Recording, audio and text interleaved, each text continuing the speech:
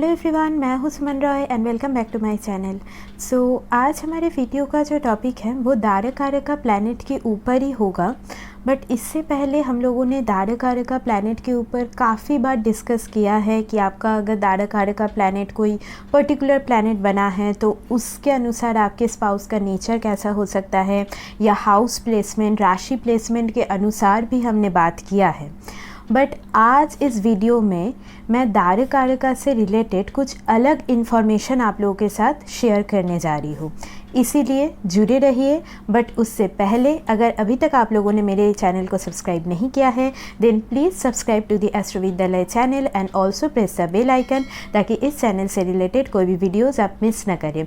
और अगर आप मुझसे कोई भी पर्सनल कंसल्टेशन लेना चाहते हैं तो अभी आप लोग डिस्क्रिप्शन सेक्शन में चले जाइए, वहाँ से आपको सब डिटेल्स मिल जाएगा। और अगर आपको ये वीडियो थोड़ा सा भी इन्फॉर्मेटिव लगे देन एक लाइक कर दीजिएगा। कमेंट में अपना ओपिनियन ज़रूर बताइए कि वीडियो कैसे लगा, और वीडियो को जो लोग एस्ट्रोलॉजी फॉलो करते हैं उन लोगों के साथ ज़रूर शेयर कीजिएगा। हमेशा खुश रहिए, यही प्रार्थना के साथ डिस्कशन पे चलते हैं। तो अभी देखिए, आपके हॉरोस्कोप में जो दारकारका प्लैनेट बना है, मतलब वो सबसे लोएस्ट डिग्री वाला प्लैनेट है। उसका डिग्री इधर 0 डिग्री से लेके लगभग 6 या 7 डिग्री से ज़्यादा नहीं हो सकता, तो वही आपका दारकारका प्लैनेट बना है। बट यहाँ पे देखिए, सबसे लोएस्ट डिग्री वाला प्लैनेट है। इसका क्या मतलब है? इसका मतलब ये है कि उस प्लैनेट के अंदर ना बहुत ज़्यादा क्यूरियोसिटी रहेगी, और आपके हॉरोस्कोप में जो भी दारकारका प्लैनेट बना है वो जो डोमेन को दिखाता है उससे ना आप अपने पार्टनर के थ्रू इंट्रोड्यूस होंगे। यहाँ पे मैं जब प्लैनेट वाइज बताऊँगी तो आपको चीज़ें और ज़्यादा क्लियर होंगी। बट आप ये समझ लो कि आपके हॉरोस्कोप में जो भी दारकारका प्लैनेट बना है उस प्लैनेट से रिलेटेड जो नेचुरल सिग्निफिकेंस है उससे आप अपने पार्टनर के थ्रू ही ज़्यादा इंट्रोड्यूस होंगे, और रिलेशनशिप या मैरिज के थ्रू ही आप उस प्लैनेट का जो ट्रू एसेंस है उसको अपने लाइफ में फील कर पाओगे। बिकॉज उस प्लैनेट से रिलेटेड जो भी चीज़ें होंगी ना वो आपके लिए बहुत ज़्यादा नया होगा, और आप बहुत ज़्यादा क्यूरियस रहोगे उस डोमेन को एक्सपीरियंस करने के लिए। इसीलिए कई बार उस प्लैनेट से रिलेटेड बहुत बार गलतियां भी आप लोग इस जन्म में करोगे। तो आइए जानते हैं कि सन से लेके सैटर्न तक हम यहाँ पे आज डिस्कस करेंगे कि कैसे आप इसको एनालिसिस करोगे। राहु केतु को मैं यहाँ पे उतना ज़्यादा इंक्लूड नहीं करूँगी, थोड़ा बहुत मैं आपको एक आइडिया दे दूँगी लास्ट में। अगर आप राहु केतु दारकारका के हिसाब से भी देखते हो तो मैं लास्ट में थोड़ा बहुत यहाँ पे बता दूँगी। तो चलिए शुरू करते हैं। अभी देखिए, अगर आपके हॉरोस्कोप में सन दारकारका प्लैनेट बना है तो यहाँ पे जनरली ये शो करता है कि आपका जो इंडिविजुअलिटी है, फ्रीडम है, सेल्फ आइडेंटिटी है, कॉन्फिडेंस, ये सब कुछ आपके पार्टनरशिप या मैरिज के साथ जुड़ा हुआ है। मतलब आप कहीं ना कहीं देखोगे कि शादी के बाद आपका एक काइंड ऑफ आइडेंटिटी क्रिएट करना हो गया, एक करियर में कुछ नया स्टार्ट करना हो गया, ये चीज़ें आप महसूस करोगे। और अगर सन यहाँ पे आपका पॉजिटिवली प्लेस्ड है तो ऐसा हो सकता है कि पार्टनर कहीं ना कहीं आपके अंदर जो कॉन्फिडेंस है वो ज़्यादा यहाँ पे बिल्डअप करने में वो हेल्प करे। और अगर नेगेटिवली प्लेस्ड है तो यही मतलब सन आपको बहुत ज़्यादा अंडर कॉन्फिडेंट भी फील करवा सकता है, या ईगो बैटल्स वगैरह भी यहाँ पे क्रिएट हो सकता है पार्टनर के साथ। तो ऐसी चीज़ें यहाँ पे देखी जाती है। सन अगर दारकारका बना है तो पार्टनर के साथ एक सोल लेवल या स्पिरिचुअल लेवल का बॉन्डिंग भी आपका हो सकता है अगर सन यहाँ पे पॉजिटिवली काम कर रहा है। और यहाँ पे देखिए, सन दारकारका प्लैनेट बनने से कई बार कुछ फादर फिगर या अथॉरिटी फिगर का भी रोल यहाँ पे आपके रिलेशनशिप में होता है। जनरली सन के डोमेन पे आप बहुत ज़्यादा नए हो इस जन्म पे, मतलब यहाँ पे एक लीडरशिप पोस्ट अचीव करना हो गया या एक आइडेंटिटी क्रिएट करना हो गया। कई बार आप देखोगे आपको मतलब रिलेशनशिप के थ्रू ही आपको बहुत बार ऐसा मिलेगा कि आपके पर्सनैलिटी में बहुत चेंजेस आ रहा है। तो ये चीज़ें आपको मैरिज के थ्रू ज़्यादा ट्रिगर होते हुए दिखेंगे इस जन्म में। अभी अगर मून आपका दायरा कार्य का प्लैनेट बना है, मतलब यहाँ पे इमोशंस, जो केयर वाला आपका पार्ट है ना, वो आपके मैरिज या पार्टनर के थ्रू ही ज़्यादा ट्रिगर होने वाला है। यहाँ पे जैसे एक मदरली इंस्टिंक्ट जो है आपके अंदर, वो समझ लो आपके पार्टनर के थ्रू, मैरिज के थ्रू आपके लाइफ में ज़्यादा ओपन होगा। बिकॉज इमोशंस के मामले में इस जन्म में आप बहुत ज़्यादा नए हो और उस डोमेन पे आप कई बार गलती कर सकते हो। सपोज़ यहाँ पे मून अगर किसी भी तरीके से नेगेटिवली प्लेस्ड है, तो यहाँ पे इमोशनल टर्मोइल वगैरह भी रिलेशनशिप या मैरिज के थ्रू आपको मिल सकता है, और मूड स्विंग की वजह से भी रिलेशनशिप में प्रॉब्लम आना, ये सारी चीज़ें भी देखी जाती है। यहाँ पे कई बार पार्टनरशिप या मैरिज के थ्रू आपका ट्रैवलिंग फैक्टर इंक्रीज़ हो जाना, ये भी शो करता है। बिकॉज मून चेंजेस को रिप्रेजेंट करता है, ट्रैवलिंग को भी रिप्रेजेंट करता है।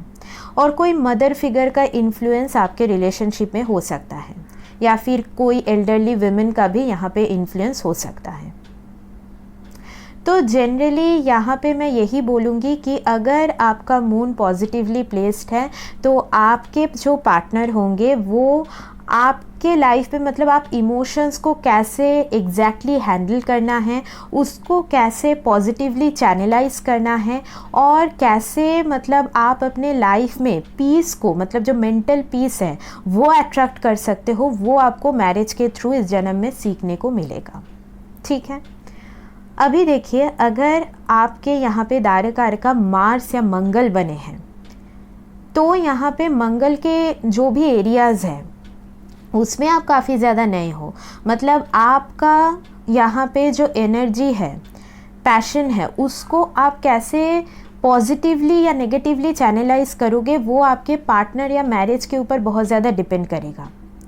यहाँ पे कई बार ऐसा हो सकता है कि पार्टनर आपके लाइफ में डिसिप्लिन लेके आए, बिकॉज मंगल डिसिप्लिन को भी शो करता है। और यहाँ पे जैसे फिज़िकल फिटनेस हो गया, बॉडी को बहुत ज़्यादा सही से रखना, ये सारी चीज़ें भी आप अपने पार्टनर के थ्रू इस जन्म में इंट्रोड्यूस होंगे। स्पोर्ट्स के साथ आप अपने पार्टनर के थ्रू यहाँ पे इंट्रोड्यूस होंगे, रिलेशनशिप के थ्रू इंट्रोड्यूस होंगे। यहाँ पे ऐसा हो सकता है कि काफ़ी ज़्यादा, मतलब जो पैशन है, फिज़िकल केमिस्ट्री है, तो वो आप मैरिज के थ्रू बहुत ज़्यादा इस जन्म में एक्सपीरियंस करने वाले हो। बट वही अगर मंगल आपका नेगेटिवली प्लेस्ड है, तो ऐसा हो सकता है कि एंगर मैनेजमेंट जो है वो आपको सही से ना आता हो, बिकॉज उस एरिया में आप काफ़ी नए हो। तो इसी वजह से बहुत ज़्यादा कई बार एंगर की वजह से रिलेशनशिप में प्रॉब्लम आ जाना, या फिर सडन कुछ एग्रेशन या वायलेंस वगैरह की वजह से, यहाँ पे फिज़िकल वायलेंस तक भी हो सकता है, तो उसके वजह से आपका मैरिज ब्रेक हो जाना कई बार भी शो करता है। स्पेशली अगर फीमेल के चार्ट में मंगल दायरा कार्य का है, तो उसको बहुत अच्छे से एनालिसिस करना ज़रूरी है कि वो कहीं से नेगेटिव तो नहीं हो गया है। बट अदरवाइज़ अगर मंगल पॉजिटिव है, तो आप समझ लो एक जो प्रोटेक्टिव ऑरा है वो आप अपने पार्टनर के थ्रू फील करोगे। बट अगर यही मंगल नेगेटिव है, तो बहुत ज़्यादा जो पॉजिटिवनेस है या ट्रस्ट इशू वगैरह भी आपके रिलेशनशिप में हो सकता है। बट यहाँ पे यही है कि जनरली मंगल अगर दायरा कार्य का बना है, तो आप अगर पार्टनर आपके लाइफ में डिसिप्लिन ला रहे हैं, बहुत अच्छे से रूटीन सेट कर रहे हैं, तो आप उन चीज़ों को अच्छे से पॉजिटिवली फॉलो कीजिए। ठीक है। अभी देखिए, अगर आपके यहाँ पे हॉरोस्कोप में मरकरी दायरा कार्य का प्लैनेट बना है, मतलब यहाँ पे जो कम्युनिकेशन, इंटेलिजेंस वगैरह का फैक्टर है, या फिर इंफॉर्मेशन कलेक्ट करना, मतलब यहाँ पे जैसे एडुकेशन का फैक्टर है, बिजनेस का फैक्टर है, उसके साथ कहीं ना कहीं आप अपने पार्टनर के थ्रू, मैरिज के थ्रू ज़्यादा उस एरियाज़ में इंट्रोड्यूस होंगे। यहाँ पे ऐसा हो सकता है कि कोई भी बिज़नेस आइडियाज़ वगैरह आपको मैरिज के बाद आए, या आप कुछ वैसा करने का सोचो, कम्युनिकेशन के ऊपर और ज़्यादा आप काम करो, तो वो यहाँ पे ज़्यादा शो करता है। अगर मरकरी दायरा कार्य का प्लैनेट बना है, तो जनरली फ्रेंडशिप आपको कैसे मैनेज करना है, निभाना है, तो वो मैरिज आपको कहीं ना कहीं सिखाएगा। यहाँ पे देखिए कई बार आपको डिसीजन मेकिंग में भी पार्टनर का जो सपोर्ट है वो यहाँ पे ज़रूरी महसूस हो सकता है। बट यही मरकरी अगर आपका सपोज़ नेगेटिवली काम कर रहा है तो मैरिज के मामले में, रिलेशनशिप के मामले में आपका जो इंटेलिजेंस है वो काम करना बंद कर देगा। या फिर ऐसा होगा कि आप बहुत ही ज़्यादा लॉजिकल हो जाओगे, बहुत ज़्यादा एनालिटिकल हो जाओगे कोई भी मैरिज या रिलेशनशिप को लेके, बहुत ज़्यादा उसमें प्रैक्टिकलिटी ऐड कर दोगे, तो इसके वजह से भी मैरिज में प्रॉब्लम हो सकती है। तो be aware of this things. या फिर आप बहुत ज़्यादा गॉसिप करने लगो, तो इन चीज़ों को आपको ध्यान में रखना होगा। डिसीजन मेकिंग में डुअलिटी नहीं आना चाहिए, तो वो चीज़ आप थोड़ा सा ध्यान में रखिए।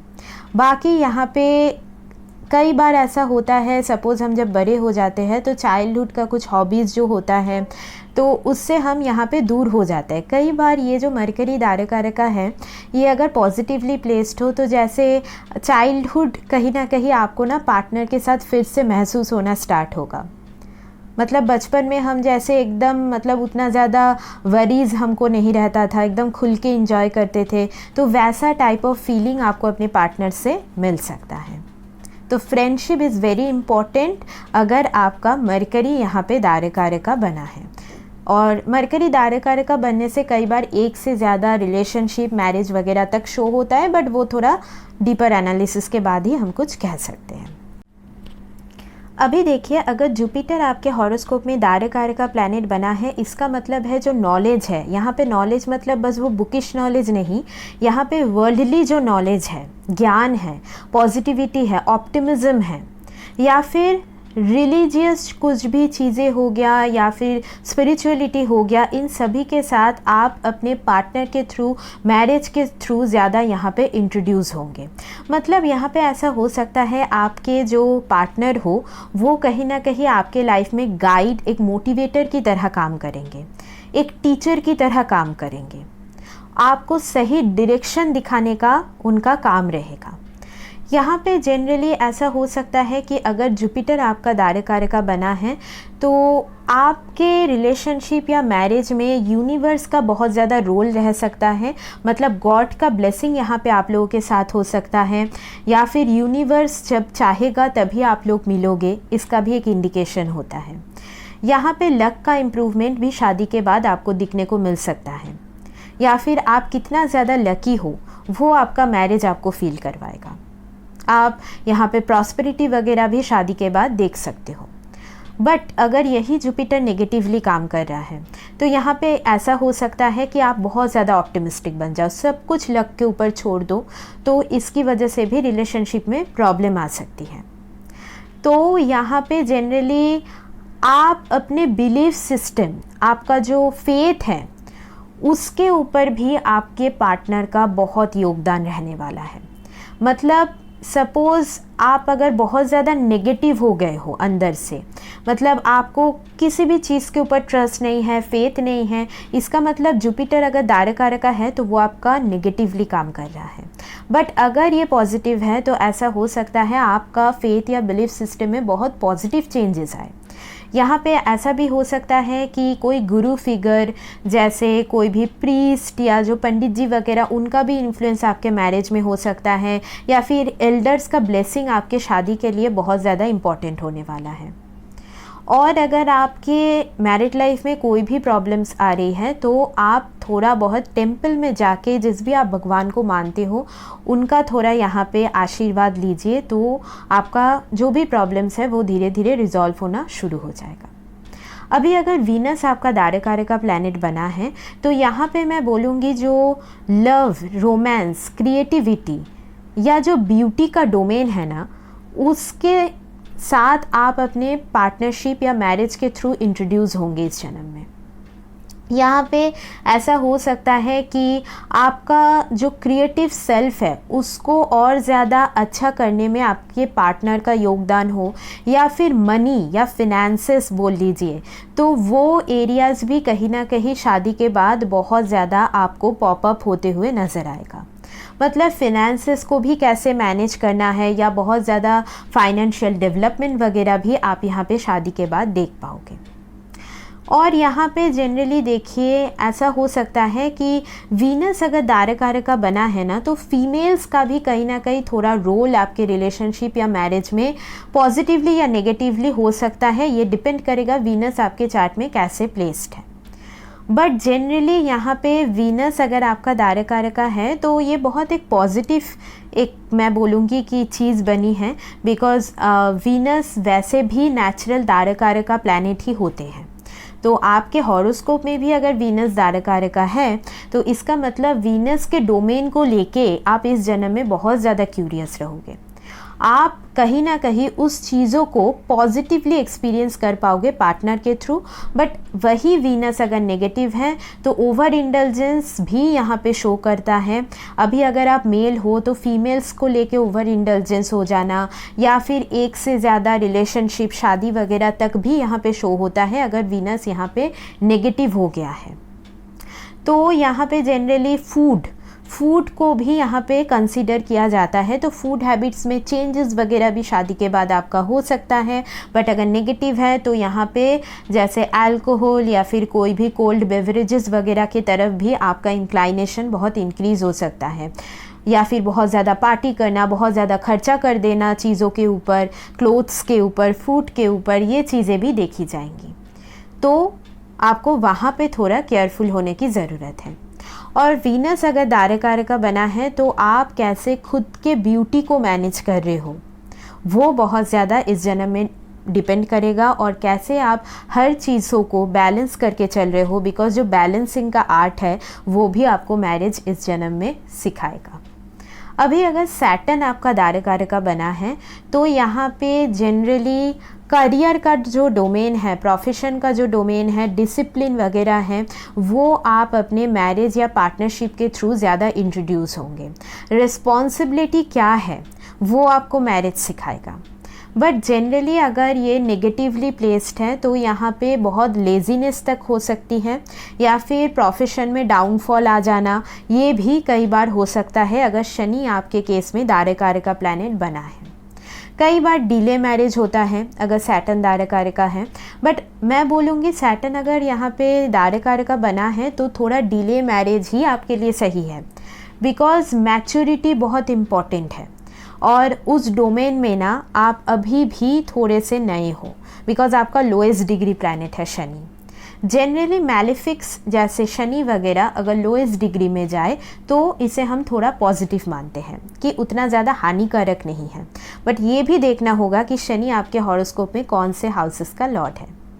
ठीक है, तो जनरली यहाँ पे कई बार सैटर्न जब दारकारक का बनते हैं तो ऐसा भी हो सकता है कि थोड़ा बर्डन जैसा फील हो, या फिर रिलेशनशिप में आपको ऐसा लग सकता है कि रिस्पॉन्सिबिलिटीज़ ही निभानी पड़ रही है, या फिर कई बार ऐसा हो सकता है कि आप जैसे चीज़ें चाह रहे हो वैसी चीज़ें नहीं हो रही। कई बार बहुत ज़्यादा हार्ड वर्क करना पड़ रहा है रिलेशनशिप के तरफ। तो ये सारी चीज़ें भी बहुत बार देखी जाती हैं।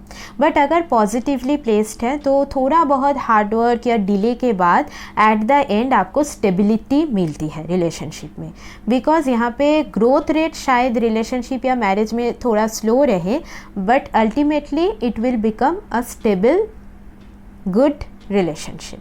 ठीक है, तो last but not the least, अभी बहुत लोगों का क्वेश्चन ये हो सकता है कि राहु केतु अगर दारकारक का बने हैं, बिकॉज बहुत लोग राहु केतु को भी कंसिडर करते हैं।